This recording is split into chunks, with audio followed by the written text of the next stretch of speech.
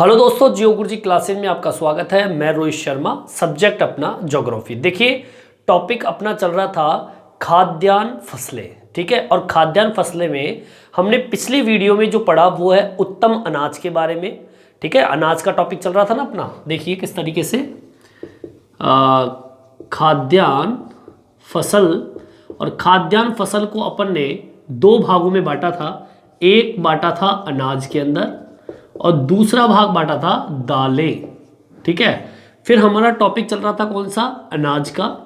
और अनाज में भी दो भाग अपन ने बांटे थे। एक भाग बांटा था उत्तम अनाज और दूसरा भाग जो बांटा था अपन ने वो भागा था मोटे अनाज, ठीक है, जो कि संरचना के आधार पे थे।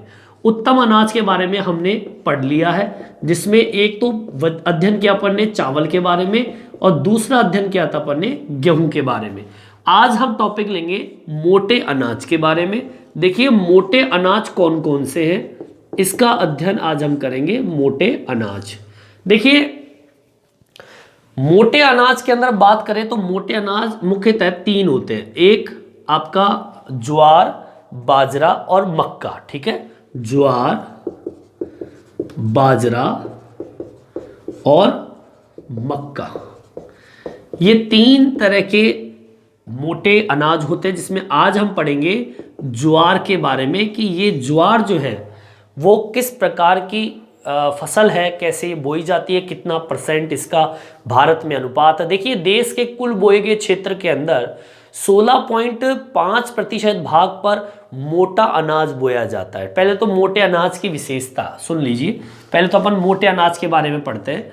देखिए देश के कुल बोए गए क्षेत्र का लगभग 16.5% भाग मोटे अनाज का है, ठीक है। अब मोटे अनाज में सबसे पहले हम कौन सा लेंगे, ज्वार के बारे में, ठीक है। ज्वार का अध्ययन हम सर्वप्रथम करेंगे। देखिए ज्वार सबसे मोटे अनाज के अंदर सबसे महत्वपूर्ण मानी जाती है, ठीक है। हम लिख देंगे इसको, मोटे अनाज में प्रमुख फसल ज्वार है, ठीक है। मोटे अनाज में सबसे ज्यादा जो प्रमुख है वो ज्वार की फसल है। कुल बोए गए क्षेत्र का 5.3% भाग ज्वार का है, ठीक। कहां पर, भारत में। भारत में कुल बोए गए क्षेत्र का लगभग 5.3% भाग ज्वार का है, ठीक है, भारत के अंदर। और सुनिए, देखिए यह फसल जो है वो दक्षिण और मध्य भारत के अंदर अर्ध शुष्क क्षेत्रों के अंदर ये खाद्य फसलों के रूप में उगाई जाती है, ठीक है। यह फसल कहां पर बताया मैंने आपको, दक्षिण और मध्य भारत, दक्षिण व मध्य भारत के अर्ध शुष्क क्षेत्रों में खाद्य फसल के रूप में इसे उगाया जाता है। मतलब ये कि हमारा जो दक्षिणी भारत है और जो मध्य भारत है उसके अंदर जहां पर अर्ध शुष्क मतलब थोड़ा कम सूखा जो क्षेत्र है वहां पर इस फसल को खाद्यान्न मतलब खाने के तौर पर इस फसल को उगाया जाता है, ठीक है। चलिए आगे की ओर बढ़ते हैं। ज्वार के बारे में और क्या अध्ययन करें और कौन कौन से बिंदु है ज्वार से संबंधित, देखिए ज्वार जो है सबसे ज्यादा कहां पैदा होती है, महाराष्ट्र के अंदर। महाराष्ट्र राज्य देश का आधे से ज्यादा ज्वार उत्पन्न करता है, ठीक है। महाराष्ट्र राज्य देश के आधे से ज्यादा ज्वार उत्पन्न करता है, ठीक है।